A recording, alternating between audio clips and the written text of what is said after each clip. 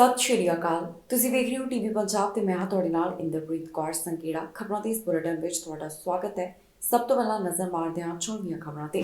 700 ਅੰਤਰਰਾਸ਼ਟਰੀ ਵਿਦਿਆਰਥੀ ਅੱਜ ਹੋਣਗੇ ਡਿਪੋਰਟ। ਹੁਣ ਇੱਕ ਹੋਰ ਪਾਰਟੀ ਆਈ ਇਹਨਾਂ ਵਿਦਿਆਰਥੀਆਂ ਦੇ ਹੱਕ ਵਿੱਚ। ਸਿੱਖਾਂ ਨੂੰ ਮਿਲੀ ਹੈਲਮਟ ਤੋਂ ਛੋਟ, ਇੱਕ ਸੂਬੇ ਤੋਂ ਆਈ ਇਸ ਬਾਰੇ ਜਾਣਕਾਰੀ। ਸਿੱਧੂ ਮੂਸੇਵਾਲਾ ਨੂੰ ਕੈਨੇਡਾ ਵਿੱਚ ਮਿਲਿਆ ਸਨਮਾਨ, ਬਰਸੀ ਤੇ ਚੋਣ ਵਾਲਿਆਂ ਨੇ ਕੀਤਾ ਯਾਦ। ਇਮੀਗ੍ਰੇਸ਼ਨ ਦੇ ਵਿੱਚ ਹੋ ਰਿਹਾ ਵੱਡਾ ਬਦਲਾਵ, ਸੂਬੇ ਨੇ ਕਰ ਦਿੱਤਾ ਐਲਾਨ। ਜੰਗਲ ਦੀ ਅੱਗ ਕਾਰਨ ਹਜ਼ਾਰਾਂ ਘਰ ਤਬਾਹ, ਐਮਰਜੈਂਸੀ ਦਾ ਕਰ ਦਿੱਤਾ ਗਿਆ ਐਲਾਨ।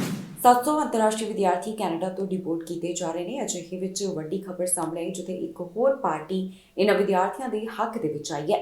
ਐਨਡੀਪੀ ਪਾਰਟੀ ਤੋਂ ਬਾਅਦ ਕੰਜ਼ਰਵੇਟਿਵ ਪਾਰਟੀ ਦੇ ਮੈਂਬਰ ਪਾਰਲੀਮੈਂਟ ਅੱਗੇ ਆਏ ਤੇ ਉਹਨਾਂ ਵੱਲੋਂ ਕਿਹਾ ਗਿਆ ਕਿ ਇਹਨਾਂ ਵਿਦਿਆਰਥੀਆਂ ਨੂੰ ਡਿਪੋਰਟ ਕਰਨ ਦੀ ਬਜਾਏ ਇਸ ਸੰਬੰਧੀ ਜਾਂਚ ਕੀਤੀ ਜਾਣੀ ਚਾਹੀਦੀ ਹੈ।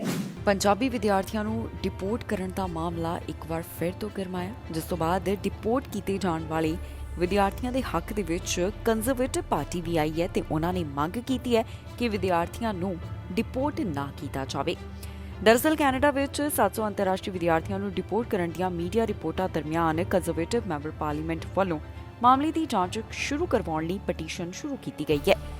ਸਸਕੈਟੂਨ ਵੈਸਟ ਤੋਂ ਐਮਪੀ ਨੇ ਇਸ ਬਾਰੇ ਜਾਣਕਾਰੀ ਸਾਂਝੀ ਕੀਤੀ ਤੇ ਮੰਗ ਕੀਤੀ ਹੈ ਕਿ ਮਾਮਲੇ ਦੇ ਸੰਬੰਧ ਵਿੱਚ ਜਾਂਚ ਹੋਵੇ। ਮੈਂਬਰ ਪਾਰਲੀਮੈਂਟ ਨੇ ਕੈਨੇਡਾ ਬਾਰਡਰ ਸਰਵਿਸਿਜ਼ ਏਜੰਸੀ ਦੁਆਰਾ ਵਿਦਿਆਰਥੀਆਂ ਦੀ ਡੈਪੂਟੇਸ਼ਨ ਨੂੰ ਮੁਲਤਵੀ ਕਰਨ ਦੀ ਮੰਗ ਕੀਤੀ। ਐਮਪੀ ਬ੍ਰੈਡ ਵੱਲੋਂ ਇਸ ਬਾਰੇ ਇਮੀਗ੍ਰੇਸ਼ਨ ਮਿਨਿਸਟਰ ਸ਼ੌਨ ਫਰੇਜ਼ਰ ਨੂੰ ਇੱਕ ਪੱਤਰ ਵੀ ਲਿਖਿਆ ਗਿਆ। ਦੱਸ ਦਈਏ ਕਿ ਇਸ ਤੋਂ ਪਹਿਲਾਂ ਐਨਡੀਪੀ ਪਾਰਟੀ ਵੀ ਇਹਨਾਂ ਵਿਦਿਆਰਥੀਆਂ ਦੇ ਹੱਕ ਦੇ ਵਿੱਚ ਆਈ ਸੀ। ਪ੍ਰਾਪਤ ਜਾਣਕਾਰੀ ਮੁਤਾਬਕ ਕੁਝ ਵਿਦਿਆਰਥੀਆਂ ਉੱਪਰ ਇਸ ਕਰਕੇ ਡੈਪੂਟੇਸ਼ਨ ਲਟਕ ਰਹੀ ਹੈ ਕਿਉਂਕਿ ਸਟੱਡੀ ਵੀਜ਼ਾ ਅਪਲਾਈ ਕਰਨ ਸਮੇਂ ਇਹਨਾਂ ਵਿਦਿਆਰਥੀਆਂ ਵੱਲੋਂ ਲਗਾਏ ਗਏ ਐਡਮਿਸ਼ਨ ਲੈਟਰ ਨਕਲੀ ਨਿਕਲੇ। ਦੱਸ ਦਈਏ ਕਿ ਕੈਨੇਡਾ ਦਾ ਸਟੱਡੀ ਵੀਜ਼ਾ ਅਪਲਾਈ ਕਰਨ ਵੇਲੇ ਵਿਦਿਆਰਥੀ ਕਿਸੇ ਕਾਲਜ ਤੋਂ ਆਫਰ ਲੈਟਰ ਲੈ ਕੇ ਫੀਸ ਭਰਦੇ ਹਨ ਤੇ ਵੀਜ਼ੇ ਲਈ ਅਰਜ਼ੀ ਦਿੰਦੇ ਹਨ। ਰਿਪੋਰਟ ਦੇ ਮੁਤਾਬਕ ਇਹਨਾਂ ਵਿਦਿਆਰਥੀਆਂ ਨੇ ਦੱਸਿਆ ਕਿ ਕੈਨੇਡਾ ਪਹੁੰਚਣ ਤੋਂ ਬਾਅਦ ਉਹਨਾਂ ਨੇ ਆਪਣੇ ਏਜੰਟ ਦੇ ਕਹਿਣ ਤੇ ਆਪਣਾ ਕਾਲਜ ਬਦਲ ਲਿਆ। ਆਪਣੀ ਪੜ੍ਹਾਈ ਪੂਰੀ ਕਰਨ ਉਪਰੰਤ ਜਦੋਂ ਇਹਨਾਂ ਵਿਦਿਆਰਥੀਆਂ ਨੇ ਪੀਆਰ ਦੀ ਅਰਜ਼ੀ ਦਿੱਤੀ ਤਾਂ ਇਹਨਾਂ ਨੂੰ ਪਤਾ ਚੱਲਿਆ ਕਿ ਇਹਨਾਂ ਦੇ ਆਫਰ ਲੈਟਰ ਨਕਲੀ ਸਨ। ਕੁਝ ਵਿਦਿਆਰਥੀ ਇਸ ਬਾਰੇ ਗੱਲਬਾਤ ਕਰਦੇ ਹੋਏ ਦਿਖਾਈ ਦਿੱਤੇ, ਜਿੱਥੇ ਉਹਨਾਂ ਨੇ ਦੱਸਿਆ ਕਿ ਕਿਵੇਂ ਉਹਨਾਂ ਦਾ ਭਵਿੱਖ ਖਤਰੇ ਵਿੱਚ ਹੈ। ਸਾਲ 2018 ਦੌਰਾਨ ਅੰਤਰਰਾਸ਼ਟਰੀ ਵਿਦਿਆਰਥਣ ਦੇ ਤੌਰ ਤੇ ਉੱਪਰ ਆਈ ਇੱਕ ਲੜਕੀ ਵੀ ਇਸ ਮਾਮਲੇ ਸੰਬੰਧੀ ਗੱਲ ਕਰ ਰਹੀ ਸੀ। ਉਸ ਵੱਲੋਂ ਦਾਅਵਾ ਕੀਤਾ ਗਿਆ ਕਿ ਏਜੰਟ ਦੁਆਰਾ ਸਾਲ 2018 ਵਿੱਚ ਉਸ ਨੂੰ ਟੋਰਾਂਟੋ ਦੇ ਸਨੇਕਾ ਕਾਲਜ ਤੋਂ ਆਫਰ ਲੈਟਰ ਲੈ ਕੇ ਦਿੱਤਾ ਗਿਆ, ਪਰ ਜਦੋਂ ਓਨਟਾਰੀਓ ਪਹੁੰਚੀ ਤਾਂ ਉਸਦੇ ਏਜੰਟ ਨੇ ਉਸ ਨੂੰ ਕਾਲਜ ਬਦਲਣ ਵਾਸਤੇ ਕਹਿ ਦਿੱਤਾ। ਇਸ ਬਾਰੇ ਬੋਲਦਿਆਂ ਕੰਜ਼ਰਵੇਟਿਵ ਮੈਂਬਰ ਪਾਰਲੀਮੈਂਟ ਦਾ ਕਹਿਣਾ ਹੈ ਕਿ ਇਹ ਵਿਦਿਆਰਥੀ ਸ਼ੋਸ਼ਣ ਦਾ ਸ਼ਿਕਾਰ ਹੋਏ ਹਨ। ਐਮਪੀ ਬ੍ਰੈਡ ਦਾ ਕਹਿਣਾ ਹੈ ਕਿ ਇਹ citizenship and immigration the standing committee ਤੋਂ ਇੱਕ ਐਮਰਜੈਂਸੀ ਮੀਟਿੰਗ ਬੁਲਾਉਣ ਦੀ ਮੰਗ ਕਰ ਚੁੱਕੇ ਹਨ। ਸਿੱਖਾਂ ਨੂੰ ਹੈਲਮਟ ਦੇ ਸੰਬੰਧ ਦੇ ਵਿੱਚ ਛੋਟ ਮਿਲੀ ਹੈ। ਕੈਨੇਡਾ ਦੇ ਇੱਕ ਸੂਬੇ ਵੱਲੋਂ ਇਹ ਰਾਹਤ ਦਿੰਦਿਆਂ ਕਿਹਾ ਗਿਆ ਕਿ ਹੁਣ ਕੁਝ ਖਾਸ ਮੌਕਿਆਂ ਦੇ ਉੱਪਰ ਜਿਹੜੇ ਸਿੱਖ ਹਨ ਉਹਨਾਂ ਨੂੰ ਹੈਲਮਟ ਤੋਂ ਛੋਟ ਦਿੱਤੀ ਜਾਵੇਗੀ। ਕਾਫੀ ਚਿਰ ਤੋਂ ਇਹ ਮੰਗ ਕੀਤੀ ਜਾ ਰਹੀ ਸੀ। ਸਿੱਖ ਮੋਟਰਸਾਈਕਲ ਸਵਾਰਾਂ ਦੇ ਲਈ ਹੈਲਮਟ ਸੰਬੰਧੀ ਇੱਕ ਵੱਡੀ ਰਾਹਤ ਦੀ ਖਬਰ ਸਾਹਮਣੇ ਆਈ ਹੈ, ਜਿੱਥੇ ਵਿਸ਼ੇਸ਼ ਮੌਕਿਆਂ ਵਾਸਤੇ ਸਿੱਖ ਮੋਟਰਸਾਈਕਲ ਸਵਾਰਾਂ ਨੂੰ ਹੈਲਮਟ ਦੇ ਨਿਯਮਾਂ ਤੋਂ ਛੋਟ ਦਿੱਤੀ ਗਈ ਹੈ। ਅਜਿਹਾ ਐਲਾਨ ਸਸਕੈਚੁਆਨ ਸੂਬੇ ਤੋਂ ਸਾਹਮਣੇ ਆਇਆ। ਜੀ ਹਾਂ, ਸਸਕੈਚੁਆਨ ਵਿੱਚ ਸਿੱਖ ਭਾਈਚਾਰੇ ਦੇ ਮੈਂਬਰਾਂ ਨੂੰ ਕੁਝ ਵਿਸ਼ੇਸ਼ ਮੌਕਿਆਂ ਦੌਰਾਨ ਮੋਟਰਸਾਈਕਲ ਚਲਾਉਣ ਵੇਲੇ ਹੈਲਮਟ ਪਾਉਣ ਦੀ ਜ਼ਰੂਰਤ ਨਹੀਂ ਹੋਵੇਗੀ। ਇਸ ਛੋਟ ਦਾ ਉਦੇਸ਼ ਸਿੱਖ ਮੋਟਰਸਾਈਕਲ ਸਵਾਰਾਂ ਨੂੰ ਦਸਤਾਰ ਪਹਿਨ ਕੇ ਚੈਰਿਟੀ ਰਾਈਡਸ ਵਰਗੇ ਵਿਸ਼ੇਸ਼ ਸਮਾਗਮਾਂ ਵਿੱਚ ਹਿੱਸਾ ਲੈਣ ਦੀ ਇਜਾਜ਼ਤ ਦੇਣਾ ਹੈ। ਸਰਕਾਰੀ ਰਿਲੀਜ਼ ਦੇ ਮੁਤਾਬਕ ਸਾਰੀਆਂ ਛੋਟਾਂ ਸਸਕੈਚੁਆਨ ਸਰਕਾਰੀ ਬੀਮਾ ਵਾਸਤੇ ਜ਼ਿੰਮੇਵਾਰ ਮਿਨਿਸਟਰ ਦੁਆਰਾ ਮਨਜ਼ੂਰ ਕੀਤੀਆਂ ਜਾਣੀਆਂ ਚਾਹੀਦੀਆਂ ਨੇ ਤੇ ਇਹ ਸਿਰਫ ਸਿੱਖ ਧਰਮ ਦੇ ਮੈਂਬਰਾਂ ਤੱਕ ਹੀ ਸੀਮਤ ਹੋਣਗੀਆਂ। ਸੂਬੇ ਨੇ ਕਿਹਾ ਕਿ ਹੈਲਮਟ ਪਹਿਨਣ ਦੀ ਛੋਟ ਖਾਸ ਮੌਕਿਆਂ ਵਾਸਤੇ ਹੋਵੇਗੀ ਤੇ ਇਹ ਤਬਦੀਲੀ ਸਿੱਖ ਭਾਈਚਾਰੇ ਦੇ ਮੈਂਬਰਾਂ ਨੂੰ ਬਿਨਾਂ ਹੈਲਮਟ ਮੋਟਰਸਾਈਕਲ ਚਲਾਉਣ ਦੀ ਕੋਈ ਪੱਕੀ ਅਤੇ ਮੁਕੰਮਲ ਛੋਟ ਨਹੀਂ ਦਿੰਦੀ। ਦੱਸ ਦਈਏ ਕਿ ਬ੍ਰਿਟਿਸ਼ ਕੋਲੰਬੀਆ, ਐਲਬਰਟਾ, ਮੈਨੀਟੋਬਾ ਅਤੇ ਓਨਟਾਰੀਓ ਵਿੱਚ ਧਾਰਮਿਕ ਕਾਰਨਾਂ ਕਰਕੇ ਸਿੱਖ ਮੋਟਰਸਾਈਕਲ ਸਵਾਰਾਂ ਨੂੰ ਹੈਲਮਟ ਤੋਂ ਪੱਕੀ ਛੋਟ ਮਿਲੀ ਹੋਈ ਹੈ। ਸਰਕਾਰੀ ਰਿਲੀਜ਼ ਵਿੱਚ ਕਿਹਾ ਗਿਆ ਕਿ ਸਸਕੈਚੁਆਨ ਦਾ ਕਾਨੂੰਨ ਸਾਰੇ ਮੋਟਰਸਾਈਕਲ ਸਵਾਰਾਂ ਨੂੰ ਮੋਟਰਸਾਈਕਲ ਚਲਾਉਂਦੇ ਸਮੇਂ ਹੈਲਮਟ ਪਹਿਨਣ ਦੀ ਮੰਗ ਕਰਦਾ ਹੈ। ਪਿਛਲੇ ਕੁਝ ਸਾਲਾਂ ਤੋਂ ਬ੍ਰਿਟਿਸ਼ ਕੋਲੰਬੀਆ ਦੇ ਲੀਜੈਂਡਰੀ ਸਿੱਖ ਰਾਈਡਰਸ ਵੱਲੋਂ ਸਸਕੈਚੁਆਨ ਨੂੰ ਮੰਗ ਕੀਤੀ ਜਾ ਰਹੀ ਸੀ ਕਿ ਚੈਰੀਟੇਬਲ ਕਾਰਨਾਂ ਵਾਸਤੇ ਪੈਸਾ ਇਕੱਠਾ ਕਰਨ ਵਾਸਤੇ ਉਹਨਾਂ ਨੂੰ ਮੋਟਰਸਾਈਕਲ ਸਵਾਰੀ ਦੌਰਾਨ ਹੈਲਮਟ ਨਿਯਮਾਂ ਤੋਂ ਛੋਟ ਦਿੱਤੀ ਜਾਵੇ। ਐਸਜੀਆਈ ਵਾਸਤੇ ਜ਼ਿੰਮੇਵਾਰ ਮਿਨਿਸਟਰ ਨੇ ਕਿਹਾ ਕਿ ਹੈਲਮਟ ਮੋਟਰਸਾਈਕਲ ਸਵਾਰਾਂ ਲਈ ਸੁਰੱਖਿਆ ਉਪਕਰਨਾਂ ਦਾ ਜ਼ਰੂਰੀ ਹਿੱਸਾ ਹੈ। ਹਾਲਾਂਕਿ ਮੋਟਰਸਾਈਕਲ ਹੈਲਮਟ ਕਾਨੂੰਨ ਦੇ ਵਿੱਚ ਇੱਕ ਮੁਕੰਮਲ ਛੋਟ ਪੇਸ਼ ਕਰਨ ਦੀ ਸਾਡੀ ਕੋਈ ਯੋਜਨਾ ਨਹੀਂ ਹੈ, ਪਰ ਸਾਡੀ ਸਰਕਾਰ ਅਸਥਾਈ ਛੋਟਾਂ ਦੀ ਇਸ ਵਿਵਸਥਾ ਨੂੰ ਇੱਕ ਵਾਜਬ ਸਮਝੌਤੇ ਵਜੋਂ ਦੇਖਦੀ ਹੈ, ਇਹ ਵੀ ਮੰਤਰੀ ਵੱਲੋਂ ਕਿਹਾ ਗਿਆ। ਇਸ ਤੋਂ ਇਲਾਵਾ ਇੱਕ ਹੋਰ ਇਸ ਦੇ ਨਾਲ ਜੁੜੀ ਹੋਈ ਵੱਡੀ ਅਪਡੇਟ ਹੈ ਕਿ ਲਰਨਿੰਗ ਲਾਇਸੈਂਸ ਵਾਲੀ ਮੋਟਰਸਾਈਕਲ ਸਵਾਰਾਂ ਨੂੰ ਇਸ ਛੋਟ ਦਾ ਲਾਭ ਨਹੀਂ ਮਿਲੇਗਾ, ਜਿਸ ਬਾਰੇ ਮਿਨਿਸਟਰ ਵੱਲੋਂ ਦੱਸਿਆ ਗਿਆ। ਸਿੱਧੂ ਮੂਸੇਵਾਲਾ ਨੂੰ ਕੈਨੇਡਾ ਵਿੱਚ ਇਨਸਾਫ ਮਿਲਿਆ ਹੈ। ਉਹਨਾਂ ਦੇ ਫੈਨਸ ਵੱਲੋਂ ਸਿੱਧੂ ਮੂਸੇਵਾਲਾ ਦੀ ਬਰਸੀ ਮੌਕੇ ਉਹਨਾਂ ਨੂੰ ਯਾਦ ਕੀਤਾ ਗਿਆ। ਦੱਸ ਦਈਏ ਕਿ 1 ਸਾਲ ਹੋ ਚੁੱਕਿਆ ਪੰਜਾਬੀ ਗਾਇਕ ਸਿੱਧੂ ਮੂਸੇਵਾਲਾ ਦਾ ਕਤਲ ਹੋਇਆ, ਪਰ ਅਜੇ ਵੀ ਉਹਨਾਂ ਨੂੰ ਇਨਸਾਫ ਨਹੀਂ ਮਿਲ ਸਕਿਆ। ਹੁਣ ਬ੍ਰੈਂਪਟਨ ਤੋਂ ਜਾਣਕਾਰੀ ਸਾਹਮਣੇ ਆਈ, ਜਿੱਥੇ ਖਾਸ ਸਨਮਾਨ ਸਿੱਧੂ ਮੂਸੇਵਾਲਾ ਨੂੰ ਮਿਲਿਆ। ਸਿੱਧੂ ਮੂਸੇਵਾਲਾ ਦੇ ਨਾਲ ਜੁੜੀ ਹੋਈ ਕੈਨੇਡਾ ਤੋਂ ਇੱਕ ਵੱਡੀ ਖਬਰ ਸਾਹਮਣੇ ਆਈ ਹੈ, ਜਿੱਥੇ ਸਿਟੀ ਆਫ ਬ੍ਰੈਂਪਟਨ ਵੱਲੋਂ ਸਿੱਧੂ ਮੂਸੇਵਾਲਾ ਦੀ ਪੇਂਟਿੰਗ ਦਾ ਉਦਘਾਟਨ ਕੀਤਾ ਗਿਆ। ਇਹ ਪੇਂਟਿੰਗ ਇੱਕ ਲੋਕਲ ਆਰਟਿਸਟ ਜੈਸਮੀਨ ਪੰਨੂ ਵੱਲੋਂ ਬਣਾਈ ਗਈ ਹੈ। ਇਹ ਆਰਟ ਸੁਜ਼ੈਨ ਫੈਨਲ ਸਪੋਰਟਸਪਲੈਕਸ ਵਿੱਚ ਬਣਾਇਆ ਗਿਆ। ਇਸ ਦੀਆਂ ਤਸਵੀਰਾਂ ਸੋਸ਼ਲ ਮੀਡੀਆ ਉੱਪਰ ਕਾਫੀ ਵਾਇਰਲ ਹੋ ਰਹੀਆਂ ਨੇ। ਸਿੱਧੂ ਮੂਸੇਵਾਲਾ ਨੂੰ ਚਾਹੁਣ ਵਾਲੇ ਲਗਾਤਾਰ ਇਸ ਨੂੰ ਟਵਿੱਟਰ ਦੇ ਉੱਪਰ ਵੀ ਸਾਂਝਾ ਕਰ ਰਹੇ ਨੇ ਤੇ ਆਪਣੇ ਵਿਚਾਰ ਵੀ ਉਹਨਾਂ ਵੱਲੋਂ ਰੱਖੇ ਜਾ ਰਹੇ ਹਨ। ਦੱਸ ਦਈਏ ਕਿ ਅੱਜ ਪੰਜਾਬੀ ਗਾਇਕ ਸਿੱਧੂ ਮੂਸੇਵਾਲਾ ਦੇ ਕਤਲ ਨੂੰ 1 ਸਾਲ ਹੋ ਚੁੱਕਿਆ ਹੈ। ਗਾਇਕ ਦੇ ਚਾਹੁਣ ਵਾਲਿਆਂ ਵੱਲੋਂ ਅੱਜ ਉਸ ਵਾਸਤੇ ਕੈਂਡਲ ਮਾਰਚ ਵੀ ਕੀਤਾ ਗਿਆ। ਸੰਗੀਤਕ ਭਾਈਚਾਰੇ ਦੇ ਨਾਲ ਜੁੜੇ ਹੋਏ ਗਾਇਕਾਂ ਵੱਲੋਂ ਵੀ ਸਿੱਧੂ ਮੂਸੇਵਾਲਾ ਲਈ ਸੋਸ਼ਲ ਮੀਡੀਆ ਉੱਪਰ ਪੋਸਟਾਂ ਸਾਂਝੀਆਂ ਕੀਤੀਆਂ ਗਈਆਂ। ਇੱਥੇ ਦੱਸਣਯੋਗ ਹੈ ਕਿ 1 ਸਾਲ ਦਾ ਸਮਾਂ ਹੋ ਚੁੱਕਿਆ ਹੈ, ਪਰ ਸਿੱਧੂ ਮੂਸੇਵਾਲਾ ਦੇ ਕਾਤਲਾਂ ਨੂੰ ਅਜੇ ਤੱਕ ਨਹੀਂ ਫੜਿਆ ਜਾ ਸਕਿਆ। ਪਰਿਵਾਰਕ ਮੈਂਬਰ ਲਗਾਤਾਰ ਇਹ ਅਪੀਲ ਕਰ ਰਹੇ ਨੇ ਕਿ ਉਹਨਾਂ ਨੂੰ ਇਨਸਾਫ ਮਿਲਣਾ ਚਾਹੀਦਾ ਹੈ। ਇਮੀਗ੍ਰੇਸ਼ਨ ਦੇ ਵਿੱਚ ਹੁਣ ਵੱਡੇ ਬਦਲਾਅ ਕੀਤੇ ਜਾ ਰਹੇ ਨੇ, ਜਿੱਥੇ ਨਵੇਂ ਆਉਣ ਵਾਲਿਆਂ ਦੇ ਲਈ ਫ੍ਰੈਂਚ ਭਾਸ਼ਾ ਜ਼ਰੂਰੀ ਹੋਣ ਜਾ ਰਹੀ ਹੈ। ਕਿਊਬੈਕ ਸੂਬੇ ਤੋਂ ਇਹ ਜਾਣਕਾਰੀ ਸਾਹਮਣੇ ਆ ਰਹੀ ਹੈ, ਜਿੱਥੇ ਪ੍ਰੀਮੀਅਰ ਵੱਲੋਂ ਇਸ ਬਾਰੇ ਐਲਾਨ ਕਰਦਿਆਂ ਕਿਹਾ ਗਿਆ ਕਿ ਉਹਨਾਂ ਵੱਲੋਂ ਇਮੀਗ੍ਰੇਸ਼ਨ ਦੇ ਵਿੱਚ ਹੁਣ ਬਦਲਾਅ ਕੀਤਾ ਜਾ ਰਿਹਾ ਹੈ। ਕੈਨੇਡਾ ਵਿੱਚ ਨਵੇਂ ਆਉਣ ਵਾਲਿਆਂ ਦੇ ਲਈ ਸੂਬੇ ਵੱਲੋਂ ਇੱਕ ਵੱਡਾ ਐਲਾਨ ਕੀਤਾ ਗਿਆ, ਜਿੱਥੇ ਦੱਸਿਆ ਗਿਆ ਕਿ ਨਵੇਂ ਆਉਣ ਵਾਲਿਆਂ ਦੇ ਲਈ ਹੁਣ ਕੀ ਲਾਜ਼ਮੀ ਹੋਵੇਗਾ। ਕਿਊਬੈਕ ਵੱਲੋਂ ਅਜਿਹਾ ਕਦਮ ਚੁੱਕਿਆ ਜਾ ਰਿਹਾ ਹੈ, ਜਿੱਥੇ ਸਾਰੇ ਹੀ ਇਕਨੋਮਿਕ ਇਮੀਗ੍ਰੇਸ਼ਨ ਪ੍ਰੋਗਰਾਮਸ ਵਾਸਤੇ ਫ੍ਰੈਂਚ ਭਾਸ਼ਾ ਨੂੰ ਲਾਜ਼ਮੀ ਕੀਤਾ ਜਾਵੇਗਾ। ਕਿਊਬੈਕ ਦੇ ਪ੍ਰੀਮੀਅਰ ਵੱਲੋਂ ਇਸ ਬਾਰੇ ਜਾਣਕਾਰੀ ਸਾਂਝੀ ਕੀਤੀ ਗਈ, ਜਿੱਥੇ ਉਹਨਾਂ ਨੇ ਕਿਊਬੈਕ ਦੇ ਇਕਨੋਮਿਕ ਇਮੀਗ੍ਰੇਸ਼ਨ ਕ੍ਰਾਈਟੇਰੀਆ ਵਿੱਚ ਤਬਦੀਲੀ ਕਰਨ ਦਾ ਜ਼ਿਕਰ ਕੀਤਾ।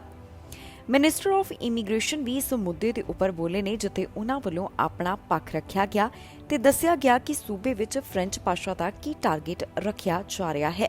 ਉਹਨਾਂ ਦਾ ਕਹਿਣਾ ਹੈ ਕਿ ਸਰਕਾਰ ਚਾਹੁੰਦੀ ਹੈ ਕਿ ਸਾਲ 2026 ਤੱਕ ਸਾਰੇ ਹੀ ਨਵੇਂ ਇਕਨੋਮਿਕ ਇਮੀਗ੍ਰੈਂਟਸ ਜਿਹੜੇ ਕਿ ਕਿਊਬੈਕ ਸੂਬੇ ਵਿੱਚ ਆਉਣ, ਉਹਨਾਂ ਲਈ ਫ੍ਰੈਂਚ ਭਾਸ਼ਾ ਜ਼ਰੂਰੀ ਹੋਵੇ। ਇਸ ਤੋਂ ਇਲਾਵਾ ਪ੍ਰੀਮੀਅਰ ਵੱਲੋਂ ਫ੍ਰੈਂਚ ਭਾਸ਼ਾ ਦੀ ਹੋਂਦ ਨੂੰ ਲੈ ਕੇ ਵੀ ਫਿਕਰ ਦਾ ਪ੍ਰਗਟਾਵਾ ਕੀਤਾ ਗਿਆ। ਉਹਨਾਂ ਦਾ ਕਹਿਣਾ ਹੈ ਕਿ ਪਹਿਲਾਂ ਦੇ ਮੁਕਾਬਲੇ ਫ੍ਰੈਂਚ ਭਾਸ਼ਾ ਜਾਣਨ ਵਾਲਿਆਂ ਦੀ ਗਿਣਤੀ ਕਾਫੀ ਹੇਠਾਂ ਆਈ ਹੈ, ਜਿਸ ਵਾਸਤੇ ਉਹਨਾਂ ਵੱਲੋਂ ਉਪਰਾਲਾ ਕੀਤਾ ਜਾ ਰਿਹਾ ਹੈ ਕਿ ਇਮੀਗ੍ਰੈਂਟਸ ਵਾਸਤੇ ਫ੍ਰੈਂਚ ਭਾਸ਼ਾ ਨੂੰ ਲਾਜ਼ਮੀ ਕੀਤਾ ਜਾਵੇ ਤਾਂ ਕਿ ਫ੍ਰੈਂਚ ਭਾਸ਼ਾ ਨੂੰ ਸੂਬੇ ਵਿੱਚ ਬਚਾਇਆ ਜਾਵੇ। ਜੰਗਲ ਦੀ ਅੱਗ ਕਾਰਨ ਹਜ਼ਾਰਾਂ ਹੀ ਘਰ ਨੁਕਸਾਨੇ ਗਏ ਨੇ। ਬਹੁਤਿਆਂ ਨੂੰ ਇਵੈਕੂਏਸ਼ਨ ਆਰਡਰ ਵੀ ਜਾਰੀ ਕਰ ਦਿੱਤੇ ਗਏ ਨੇ। ਨਿਊ ਬਰਨਸਵਿਕ ਸੂਬੇ ਤੋਂ ਹੈਲੀਫਿਕਸ ਵਾਲੇ ਖੇਤਰ ਤੋਂ ਇਹ ਜਾਣਕਾਰੀ ਸਾਹਮਣੇ ਆ ਰਹੀ ਹੈ, ਜਿੱਥੇ ਜੰਗਲ ਦੀ ਅੱਗ ਬੇਕਾਬੂ ਦਿਖਾਈ ਦਿੱਤੀ। ਫਾਇਰ ਫਾਈਟਰਸ ਆਪਣੇ ਕੰਮ ਵਿੱਚ ਜੁਟੇ ਹੋਏ ਨੇ। ਹੈਲੀਫਿਕਸ ਇਲਾਕੇ ਤੋਂ ਜੰਗਲ ਦੀ ਅੱਗ ਦੇ ਬਾਰੇ ਜਾਣਕਾਰੀ ਸਾਹਮਣੇ, ਜਿੱਥੇ ਜੰਗਲੀ ਅੱਗ ਬੇਕਾਬੂ ਹੋ ਗਈ। ਹਜ਼ਾਰਾਂ ਘਰਾਂ ਨੂੰ ਖਾਲੀ ਕਰਵਾਉਣ ਦੇ ਨਿਰਦੇਸ਼ ਜਾਰੀ ਕਰ ਦਿੱਤੇ ਗਏ ਨੇ।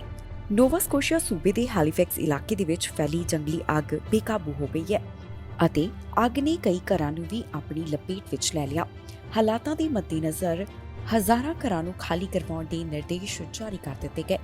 ਹੈਲੀਫੈਕਸ ਦੇ 25 ਕਿਲੋਮੀਟਰ ਦੇ ਦਾਇਰੇ ਵਿੱਚ ਪੈਂਦੇ ਇਲਾਕੇ ਇਹਨਾਂ ਵਾਸਤੇ ਵਿਸ਼ੇਸ਼ ਨਿਰਦੇਸ਼ ਜਾਰੀ ਕੀਤੇ ਗਏ ਨੇ। ਅਪਡੇਟ ਜਾਰੀ ਕਰਦਿਆਂ Halifax regional fire and emergency deputy chief ਵੱਲੋਂ ਕਿਹਾ ਗਿਆ ਕਿ ਹੁਣ ਤੱਕ ਕਿਸੇ ਦੇ ਵੀ ਜ਼ਖਮੀ ਹੋਣ ਦੀ ਰਿਪੋਰਟ ਨਹੀਂ ਹੈ, ਪਰ ਜੰਗਲੀ ਅੱਗ ਕਾਰਨ ਕਈ ਇਮਾਰਤਾਂ ਪ੍ਰਭਾਵਿਤ ਹੋ ਗਈਆਂ ਤੇ ਨੁਕਸਾਨੀਆਂ ਵੀ ਗਈਆਂ ਨੇ। ਦੱਸਿਆ ਜਾ ਰਿਹਾ ਹੈ ਕਿ ਐਤਵਾਰ ਤੱਕ ਕਰੀਬ 10 ਇਮਾਰਤਾਂ ਅੱਗ ਦੀ ਲਪੇਟ ਵਿੱਚ ਆਈਆਂ ਮੰਨੀਆਂ ਗਈਆਂ। ਸੋਮਵਾਰ ਨੂੰ ਇਸ ਬਾਰੇ ਅਪਡੇਟ ਤਾਂ ਨਹੀਂ ਦਿੱਤੀ ਗਈ, ਪਰ ਉਨ੍ਹਾਂ ਕਿਹਾ ਕਿ ਇਹ ਅੰਕੜਾ ਉੱਪਰ ਜਾਣ ਦੀ ਸੰਭਾਵਨਾ ਹੈ। ਇਸ ਤੋਂ ਇਲਾਵਾ ਦੱਸਿਆ ਗਿਆ ਕਿ ਮਿਊਨਿਸਪੈਲਿਟੀ ਜਾਂ ਫਿਰ ਸੂਬਾ ਸਰਕਾਰ ਜਲਦੀ ਇੱਕ ਸੂਚੀ ਤਿਆਰ ਕਰਕੇ ਉਨ੍ਹਾਂ ਲੋਕਾਂ ਨੂੰ ਸੂਚਿਤ ਕਰੇਗੀ ਜਿਨ੍ਹਾਂ ਦੇ ਘਰ ਪ੍ਰਭਾਵਿਤ ਹੋਏ ਨੇ। ਐਤਵਾਰ ਦੁਪਹਿਰ 3:30 ਤੇ ਵੈਸਟਵੁੱਡ ਹਿਲਸ ਵਿੱਚ ਸਭ ਤੋਂ ਪਹਿਲੀ ਅੱਗ ਰਿਪੋਰਟ ਹੋਈ ਸੀ। ਅੱਗ ਲੱਗਣ ਦੇ ਕਾਰਨ ਅਜੇ ਵੀ ਜਾਂਚ ਅਧੀਨ ਹਨ। ਅਧਿਕਾਰੀਆਂ ਦਾ ਕਹਿਣਾ ਹੈ ਕਿ ਅੱਗ ਬੁਝਾਉਣ ਦੇ ਯਤਨਾਂ ਵਿੱਚ ਸਮਾਂ ਲੱਗੇਗਾ। ਇਹ ਅੱਗਾਂ ਇੱਕੋ ਦਿਨ ਵਿੱਚ ਆਸਾਨੀ ਨਾਲ ਖਤਮ ਨਹੀਂ ਹੁੰਦੀਆਂ। ਅਜਿਹੇ ਯਤਨਾਂ ਵਿੱਚ ਕਿਸੇ ਲੁਕੀ ਹੋਈ ਸੁਲਗਦੀ ਅੱਗ ਦੀ ਪਹਿਚਾਣ ਕਰਕੇ ਉਸ ਨੂੰ ਕਾਬੂ ਕਰਨਾ ਜ਼ਰੂਰੀ ਹੁੰਦਾ ਹੈ। ਹੈਲੀਫੈਕਸ ਦੇ ਮੇਅਰ ਦਾ ਵੀ ਇਸ ਬਾਰੇ ਬਿਆਨ ਸਾਹਮਣੇ ਆਇਆ। ਉਨ੍ਹਾਂ ਕਿਹਾ ਕਿ ਥਾਂ ਖਾਲੀ ਕਰਵਾਉਣ ਦੇ ਨਿਰਦੇਸ਼ ਨਾਲ ਕਰੀਬ 18,000 ਲੋਕ ਪ੍ਰਭਾਵਿਤ ਹੋਏ। ਉਨ੍ਹਾਂ ਕਿਹਾ ਕਿ ਲੋਕਾਂ ਵਾਸਤੇ ਇਹ ਬਹੁਤ ਹੀ ਤਣਾਅਪੂਰਨ ਸਮਾਂ ਹੈ। ਅਜਿਹੀ ਘਟਨਾ ਪ੍ਰਭਾਵਿਤ ਲੋਕਾਂ ਦੇ ਜੀਵਨ ਬਦਲ ਦਿੰਦੀ ਹੈ। ਇਸ ਤੋਂ ਇਲਾਵਾ ਉਹਨਾਂ ਨੇ ਸੂਬਾਈ ਐਮਰਜੈਂਸੀ ਮਿਨਿਸਟਰ, ਪ੍ਰੀਮੀਅਰ ਅਤੇ federal emergency president minister bill ਦੇ ਨਾਲ ਵੀ ਇਸ ਬਾਰੇ ਗੱਲ ਕੀਤੀ ਹੈ। ਮੇਅਰ ਦਾ ਕਹਿਣਾ ਹੈ ਕਿ ਉਹਨਾਂ ਦੀ ਤਰਜੀਹ ਇਹ ਨਿਰਧਾਰਿਤ ਕਰਨਾ ਹੈ ਕਿ ਅੱਗ ਨਾਲ ਕਿਹੜੇ ਘਰ ਪ੍ਰਭਾਵਿਤ ਹੋਏ ਤੇ ਇਸ ਦੀ ਜਾਣਕਾਰੀ ਨੂੰ ਰੈਜ਼ੀਡੈਂਟਸ ਤੱਕ ਪਹੁੰਚਾਇਆ ਜਾਣਾ ਹੈ। ਕੰਜ਼ਰਵੇਟਿਵ ਪਾਰਟੀ ਦੇ ਲੀਡਰ ਵੱਲੋਂ ਇੱਕ ਵਾਰ ਫਿਰ ਤੋਂ ਪ੍ਰਧਾਨ ਮੰਤਰੀ ਜਸਟਿਨ ਟਰੂਡੋ ਨੂੰ ਘੇਰਿਆ ਤੇ ਉਹਨਾਂ ਦੇ ਉੱਪਰ ਨਿਸ਼ਾਨੇ ਸਾਧੇ ਹੋਏ ਦਿਖਾਈ ਦਿੱਤੇ ਨੇ। ਹੁਣ ਵਿਰੋਧੀ ਲੀਡਰ ਵੱਲੋਂ ਕਿਹੜਾ ਮੁੱਦਾ ਚੁੱਕਿਆ ਗਿਆ ਤੁਹਾਨੂੰ ਇਸ ਖਬਰ ਵਿੱਚ ਦੱਸਾਂਗੇ। ਪ੍ਰਧਾਨ ਮੰਤਰੀ ਜਸਟਿਨ ਟਰੂਡੋ ਦੀ ਸਰਕਾਰ ਦੇ ਉੱਪਰ ਇੱਕ ਵਾਰ ਫਿਰ ਤੋਂ ਕੰਜ਼ਰਵੇਟਿਵ ਪਾਰਟੀ ਵੱਲੋਂ ਸਵਾਲ ਖੜੇ ਕੀਤੇ ਗਏ। ਕੰਜ਼ਰਵੇਟਿਵ ਪਾਰਟੀ ਦੇ ਲੀਡਰ ਇਸ ਮੁੱਦੇ ਦੇ ਉੱਪਰ ਬੋਲੇ ਨੇ ਜਿੱਥੇ ਉਹਨਾਂ ਵੱਲੋਂ ਕੁਝ ਗੱਲਾਂ ਦਾ ਜ਼ਿਕਰ ਕੀਤਾ ਗਿਆ। ਕੀ ਕਹਿਣਾ ਉਹਨਾਂ ਦਾ, ਆਓ ਤੁਹਾਨੂੰ ਸੁਣਾਉਂਦੇ ਹਾਂ। First of all, what I'm proposing would ultimately lead to less people being locked up. During the previous Conservative government, the incarceration levels went down because we targeted the repeat violent offenders with stiffer jail penalties. Now, and we gave rehabilitation to a young person who made a mistake to get them fixed up and back out into a good life. That makes sense. But we're talking here. Do you know that here's the good news? We have very few criminals in Canada. It's a tiny minority. Like I said in Vancouver, if you took those 40 offenders off the street, you'd have 6,000 fewer people hit over the head with a baseball bat or stabbed at a transit station. It's just 40 people. So take the worst, most chronic reoffenders, put them behind bars. Is there homelessness? Yes. Trudeau has caused housing costs to double. Naturally, because of the misery that his woke economic policies have caused people, particularly the poorest people, there's more homelessness, there's more mental health breakdown, there's more misery than ever before. People are asking for help with medical assistance and dying because they can't afford the cost of food. That is what you're going to get when you increase the cost of government and you drive up inflation, taxes, and interest rates. It's also what you're going to get when you legalize crack, heroin, and cocaine, as Trudeau and the NDP have done in BC, and it's exactly what you're going to get when you use tax dollars to give out free, hard drugs to addicts. All of this has caused the phenomenon of everything being broken after 8 years of Justin Trudeau. My common sense plan will bring down inflation and housing prices by capping the cost of government, removing the gatekeepers to build homes people can afford, and by putting the most serious violent offenders in jail. ਪ੍ਰਧਾਨ ਮੰਤਰੀ Justin Trudeau ਵੱਲੋਂ ਇੱਕ ਦੇਸ਼ ਦੇ ਰਾਸ਼ਟਰਪਤੀ ਦੇ ਨਾਲ ਮੁਲਾਕਾਤ ਕੀਤੀ ਗਈ। ਮੁਲਾਕਾਤ ਦੌਰਾਨ ਕਾਫੀ ਗੱਲਾਂ ਦਾ ਜ਼ਿਕਰ ਹੋਇਆ। ਪ੍ਰਧਾਨ ਮੰਤਰੀ ਨੇ ਇਸ ਦੀ ਵੀਡੀਓ ਦੇ ਸੋਸ਼ਲ ਮੀਡੀਆ ਪਲੇਟਫਾਰਮ ਦੇ ਉੱਪਰ ਸਾਂਝੀ ਕੀਤੀ। ਪ੍ਰਧਾਨ ਮੰਤਰੀ ਜਸਟਿਨ ਟਰੂਡੋ ਵੱਲੋਂ ਰਾਸ਼ਟਰਪਤੀ ਦੇ ਨਾਲ ਮੁਲਾਕਾਤ ਕੀਤੀ ਗਈ ਹੈ। ਇਸ ਮੁਲਾਕਾਤ ਦੇ ਵਿੱਚ ਕੀ ਕੁਝ ਖਾਸ ਰਿਹਾ ਇਹ ਵੀ ਉਹਨਾਂ ਵੱਲੋਂ ਦੱਸਿਆ ਗਿਆ। I do want to say a few words about the wildfire situation in Nova Scotia. I spoke with two of our MPs this morning and expressed our support, the fact that we're going to be there for the people of Nova Scotia as they deal with these terrible wildfires. I know Minister Blair has been engaged throughout the weekend with his counterparts. I will be hopefully speaking with both Premier Houston and Mayor Savage a little later today to express that the federal government will be there to support in any ways we can as people are dealing with some pretty terrifying situations, and we'll always be there to try and help make sure that nobody gets hurt in this very, very difficult moment. To welcome President Johannesson here to Ottawa. Gutni, it's so good to see you. It's a great opportunity for us to talk about the many things we share in terms of values, priorities, an emphasis on climate, an emphasis on oceans, progressive values that put our citizens at the center of everything we do.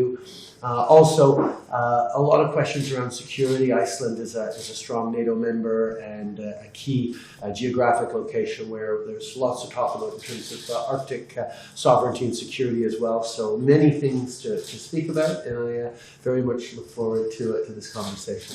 Trudeau ਦੇ ਮੰਤਰੀ ਵੱਲੋਂ ਖਾਸ ਵੱਡਾ ਐਲਾਨ ਕੀਤਾ ਗਿਆ ਜਿਸ ਦੇ ਨਾਲ ਮੂਲ ਨਿਵਾਸੀ ਭਾਈਚਾਰੇ ਨੂੰ ਰਾਹਤ ਮਿਲਣ ਵਾਲੀ ਹੈ। ਇਸ ਦੌਰਾਨ ਉਹਨਾਂ ਵੱਲੋਂ ਕੀ ਕੁਝ ਕਿਹਾ ਗਿਆ ਆਓ ਤੁਹਾਨੂੰ ਸੁਣਾਉਂਦੇ ਹਾਂ। ਜਿਹੜੇ ਕ੍ਰਾਈਮ ਦੇ ਇੰਡੀਜੀਅਸ ਸਰਵਾਈਵਰਸ ਨੇ ਉਹਨਾਂ ਵਾਸਤੇ ਖਾਸ ਜਾਣਕਾਰੀ ਸਾਹਮਣੇ ਆਈ ਹੈ ਜਿੱਥੇ ਮਦਦ ਦਾ ਐਲਾਨ ਕੀਤਾ ਗਿਆ। ਫੈਡਰਲ ਮਿਨਿਸਟਰ ਇਸ ਬਾਰੇ ਜਾਣਕਾਰੀ ਸਾਂਝੀ ਕਰਦੇ ਹੋਏ ਦਿਖਾਈ ਦਿੱਤੇ। ਨਿਊਜ਼ ਕਾਨਫਰੰਸ ਦੇ ਵਿੱਚ ਉਹਨਾਂ ਵੱਲੋਂ ਕੀ ਕੁਝ ਕਿਹਾ ਗਿਆ ਆਓ ਤੁਹਾਨੂੰ ਸੁਣਾਉਂਦੇ ਹਾਂ। The report called for new practices and new partnerships across the justice system and at the community level to improve access to culturally grounded support and assistance for First Nations, Inuit, and Métis who are victims and survivors of crime. it's clear that we need new ways forward. We need for people to be able to have increased safety and protection, improve access to justice, respect rights, and support healing from the aftermath of harm and victimization. And the new ways should be Indigenous-led, sustainable, and responsive. Notre gouvernement s'est engagé à agir pour mettre fin à la violence contre les femmes, les filles et les personnes de LGBTQIA+ autochtones.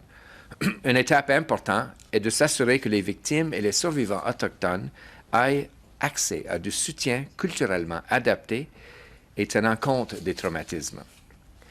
So this brings me to today's announcement.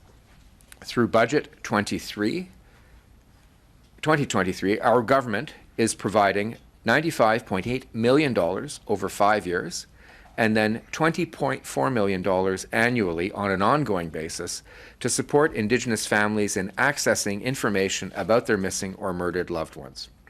This money will also be used to enhance the availability and accessibility of culturally grounded services and support for Indigenous victims and survivors of crime. Specifically, the investment includes $37.3 million over 5 years and then $7.7 million annually to ensure that the critical services provided by Family Information Liaison Units, or FILUs, to families of missing and murdered Indigenous people continue to be available for as long as they are needed. 400 ਲੋਕਾਂ ਨੂੰ ਘਰ ਖਾਲੀ ਕਰਨ ਦੇ ਹੁਕਮ ਜਾਰੀ ਕੀਤੇ ਗਏ। ਇੱਕ ਸੂਬੇ ਤੋਂ ਜਾਣਕਾਰੀ ਸਾਹਮਣੇ ਆਈ ਹੈ ਜਿੱਥੇ ਜੰਗਲ ਦੀ ਅੱਗ ਦਾ ਅਸਰ ਦੇਖਣ ਨੂੰ ਮਿਲ ਰਿਹਾ ਹੈ। ਬਹੁਤੇ ਲੋਕ ਪ੍ਰਭਾਵਿਤ ਹੋਏ ਨੇ। ਇਸ ਬਾਰੇ ਕੀ ਕਹਿਣਾ ਹੈ ਉਹਨਾਂ ਦਾ, ਆਓ ਤੁਹਾਨੂੰ ਸੁਣਾਉਂਦੇ ਹਾਂ। ਨਿਊ ਬਰਨਸਵਿਕ ਸੂਬੇ ਤੋਂ ਜੰਗਲ ਦੀ ਅੱਗ ਦੇ ਬਾਰੇ ਜਾਣਕਾਰੀ ਸਾਹਮਣੇ ਆਈ ਹੈ ਜਿੱਥੇ ਕਈ ਘਰਾਂ ਨੂੰ ਖਾਲੀ ਕਰਵਾਉਣ ਦੇ ਨਿਰਦੇਸ਼ ਜਾਰੀ ਕਰ ਦਿੱਤੇ ਗਏ ਹਨ। ਅਧਿਕਾਰੀਆਂ ਵੱਲੋਂ ਦੱਸਿਆ ਗਿਆ ਕਿ 400 ਘਰਾਂ ਵਾਸਤੇ ਇਵੈਕੂਏਸ਼ਨ ਆਰਡਰ ਜਾਰੀ ਕੀਤਾ ਗਿਆ ਹੈ। ਨਿਊ ਬਰਨਸਵਿਕ ਦੇ ਮੇਅਰ ਇਸ ਬਾਰੇ ਗੱਲਬਾਤ ਕਰਦੇ ਹੋਏ ਦਿਖਾਈ ਦਿੱਤੇ ਜਿੱਥੇ ਉਹਨਾਂ ਨੇ ਦੱਸਿਆ ਕਿ ਕੁਝ ਖੇਤਰਾਂ ਦੇ ਵਿੱਚ ਜੰਗਲ ਦੀ ਅੱਗ ਲੱਗੀ ਹੋਈ ਹੈ। ਇੱਕ ਘਰ ਅੱਗ ਕਾਰਨ ਕਾਫੀ ਜ਼ਿਆਦਾ ਨੁਕਸਾਨੇ ਜਾਣ ਦੀ ਵੀ ਜਾਣਕਾਰੀ ਦਿੱਤੀ ਗਈ। ਮੌਜੂਦਾ ਸਮੇਂ ਵੱਡੀ ਗਿਣਤੀ ਫਾਇਰ ਫਾਈਟਰਸ ਆਪਣੇ ਕੰਮ ਵਿੱਚ ਲੱਗੇ ਹੋਏ ਨੇ ਤਾਂ ਕਿ ਜਲਦ ਹੀ ਅੱਗ ਦੇ ਉੱਪਰ ਕਾਬੂ ਪਾਇਆ ਜਾ ਸਕੇ। ਅਜਿਹੇ ਦੇ ਵਿੱਚ ਲੋਕਾਂ ਨੂੰ ਇਸ ਗੱਲ ਲਈ ਤਿਆਰ ਰਹਿਣ ਵਾਸਤੇ ਕਿਹਾ ਗਿਆ ਕਿ ਜੇਕਰ ਸਥਿਤੀ ਕਾਬੂ ਵਿੱਚ ਨਹੀਂ ਆਈ ਤਾਂ ਉਹਨਾਂ ਨੂੰ ਵੀ ਘਰ ਛੱਡਣਾ ਪੈ ਸਕਦਾ ਹੈ। ਇੱਥੇ ਇਹ ਵੀ ਦੱਸਣਯੋਗ ਹੈ ਕਿ ਹੈਲੀਫੈਕਸ ਖੇਤਰ ਦੇ ਵਿੱਚ ਵੀ ਇਸ ਸਮੇਂ ਜੰਗਲ ਦੀ ਅੱਗ ਦਾ ਕਹਿਰ ਦੇਖਣ ਨੂੰ ਮਿਲ ਰਿਹਾ ਹੈ ਜਿੱਥੇ 16,400 ਲੋਕਾਂ ਨੂੰ ਸੁਰੱਖਿਅਤ ਬਾਹਰ ਵੀ ਕੱਢਿਆ ਗਿਆ ਹੈ। ਫਾਇਰ ਫਾਈਟਰਸ ਆਪਣੇ ਕੰਮ ਦੇ ਵਿੱਚ ਜੁਟੇ ਹੋਏ ਹਨ।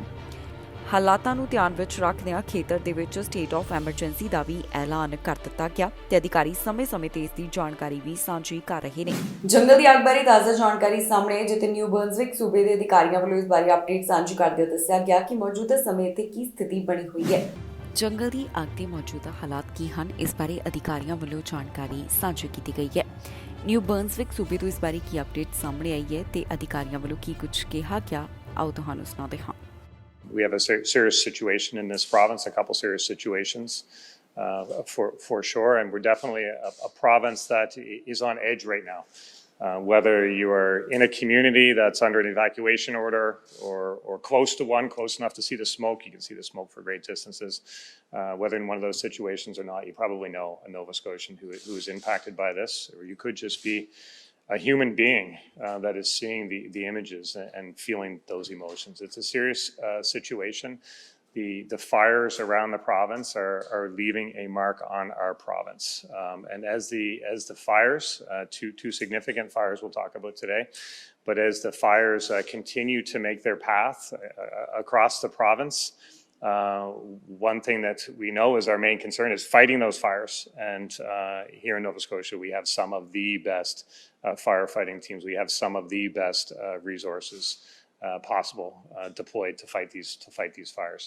And they're doing the hard work to fight these fires. So right now, I'm here in Dartmouth at our provincial EMO center. And I will tell those people that are not in this area, from this area, you can see the smoke and understand the size of these fires that are happening.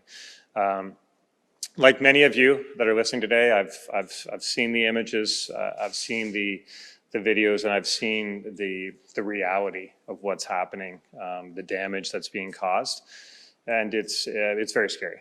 It's very scary for sure. But I want you to know that we are doing everything possible as a province, as a municipality, as a country to fight these fires and to keep people safe. Every resource at our collective disposal is being deployed to fight these fires. So please know that everyone you will hear from today and everyone who is actively engaged in fighting these fires is completely dedicated to working as quickly as possible. ਇਸ ਦੇ ਨਾਲ ਹੀ ਜਾਂਦੇ ਜਾਂਦੇ ਇੱਕ ਵਾਰ ਫਿਰ ਤੋਂ ਨਜ਼ਰ ਮਾਰਦੇ ਹਾਂ ਚੋਣ ਦੀਆਂ ਖਬਰਾਂ ਤੇ। 700 ਅੰਤਰਰਾਸ਼ਟਰੀ ਵਿਦਿਆਰਥੀ ਅੱਜ ਹੋਣਗੇ ਡਿਪੋਰਟ। ਹੁਣ ਇੱਕ ਹੋਰ ਪਾਰਟੀ ਆਈ ਇਹਨਾਂ ਵਿਦਿਆਰਥੀਆਂ ਦੇ ਹੱਕ ਵਿੱਚ।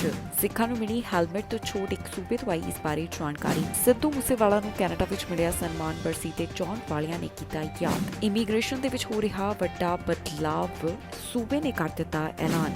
ਜੰਗਲ ਦੀ ਅੱਗ ਕਾਰਨ ਹਜ਼ਾਰਾਂ ਘਰ ਤਬਾਹ, ਐਮਰਜੈਂਸੀ ਦਾ ਕਰ ਦਿੱਤਾ ਗਿਆ ਐਲਾਨ। ਖਬਰਾਂ ਦੇ ਇਸ ਬੁਲੇਟਿਨ ਵਿੱਚ ਨਹੀਂ। ਫਿਲਹਾਲ ਮੈਨੂੰ ਇੰਦਰਪ੍ਰੀਤ ਕੌਰ ਸੰਗੇੜਾ ਨੂੰ ਦਿਓ ਇਜਾਜ਼ਤ ਤੇ ਤੁਸੀਂ ਵੇਖਦੇ ਰਹੋ TV ਪੰਜਾਬ।